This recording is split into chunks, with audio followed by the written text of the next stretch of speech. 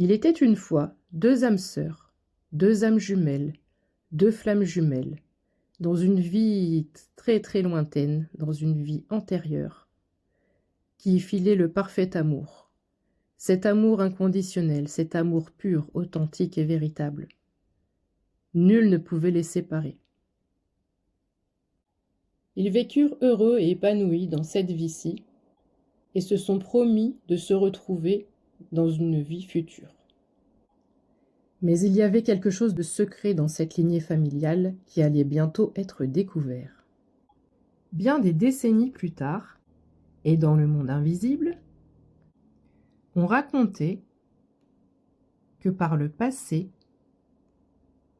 un sort avait été jeté sur cette famille royale.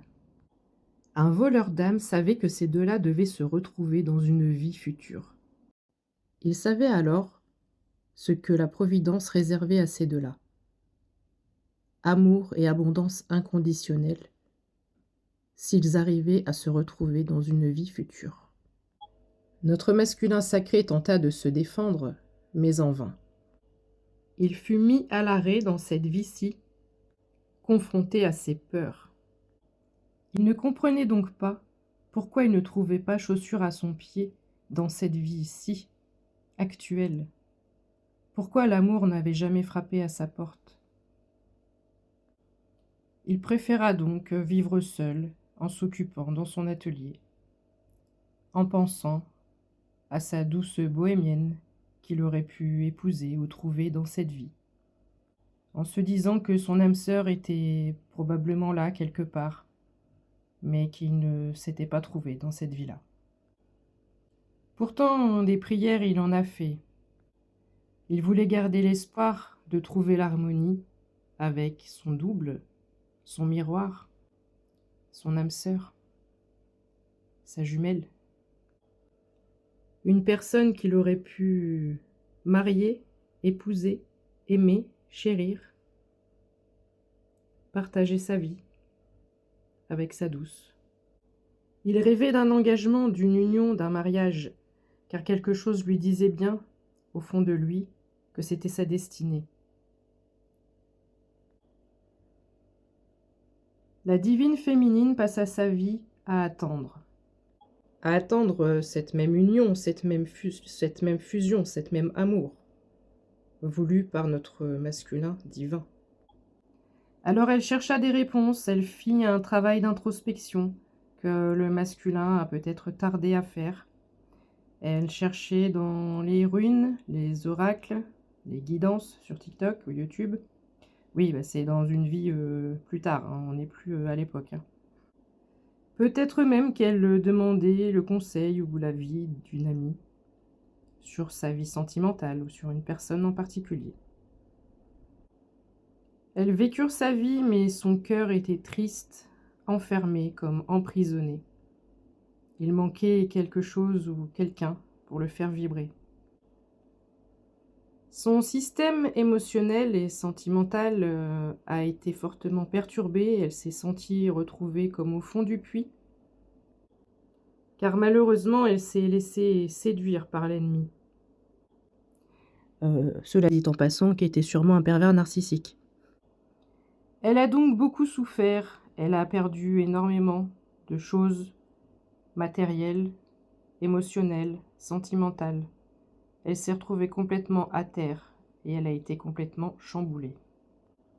Elle ferma la porte de son cœur à clé et mettant aux oubliettes son idée de s'unir avec son prince charmant. Elle continua son chemin seule, elle reprit confiance en elle, elle reprit l'estime d'elle-même, elle reprit son chemin, en s'apportant beaucoup d'amour, en essayant de réparer les blessures de ce pervers narcissique qui l'avait bien éreinté, bien fatigué, bien épuisé.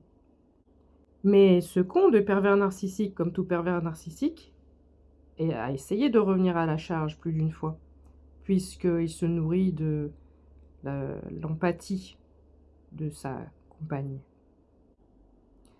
Donc elle se retrouve dans l'incertitude. Que fais-je ? Est-ce que je vais à gauche ? Est-ce que je vais à droite ? Est-ce que je retourne dans ces mêmes schémas ? De toxicité? Est-ce que je continue à espérer que les choses changent? Lors d'une balade en forêt, elle se sentait seule. Alors, elle a donc posé la question à son ami l'oiseau.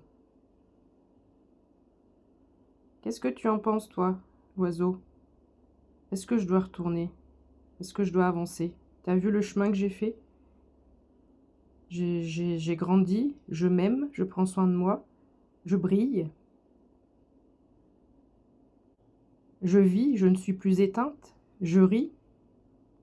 Ce à quoi l'oiseau répondit: Je te l'avais bien dit qu'il te prenait pour une conne, tu m'as jamais écouté. On t'en a envoyé des signes et des signes. Ayant soudainement une prise de conscience énorme, sans le savoir, elle avait déclenché un nouveau présage. Peut-être un troisième œil qui s'ouvre, une clarté, une illumination. T'as de beaux yeux, tu sais.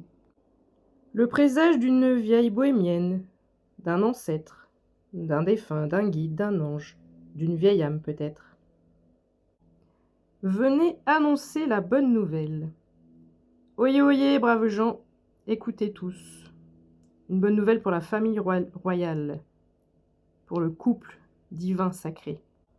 Il y a un élément que nous n'avions pas dans cette histoire de sort.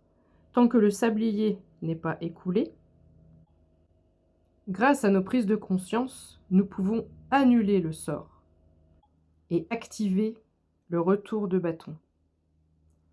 Exactement comme ce qui se passe en ce moment, le karma du négatif va au négatif, le karma du positif va au positif. C'était donc ça, il fallait juste faire confiance au processus, au voyage, au cheminement spirituel, avoir confiance en ses anges, ses guides, avoir foi en Dieu, en Jésus. Bah oui, je te rappelle qu'on parle d'un couple sacré divin, donc c'est QFD. Quelle surprise pour notre divine féminine, lorsqu'elle apprit qu'elle avait le droit à des bénédictions et à la grâce divine, grâce à ce qu'elle avait fait. Ses actions dans cette vie-ci avaient brisé le mauvais sort. De la même façon, elle permit à son masculin divin d'avoir un réveil, une révélation, une compréhension et une attraction. C'est alors que toute l'histoire changea. Un nouveau verdict de la justice divine venait d'être acté pour permettre à cette féminine et à ce masculin, j'ai pas assez de cartes donc j'ai plus de cartes de masculin, d'être à leur apogée dans la création, la créativité, dans le fait d'avoir repris leur pouvoir, d'avoir repris leur couronne, de s'être occupé d'eux, de s'apporter beaucoup d'amour, d'attention, de se prioriser et de faire preuve de discernement et de ne plus se laisser avoir, de ne plus être faible face à l'adversaire pervers narcissique.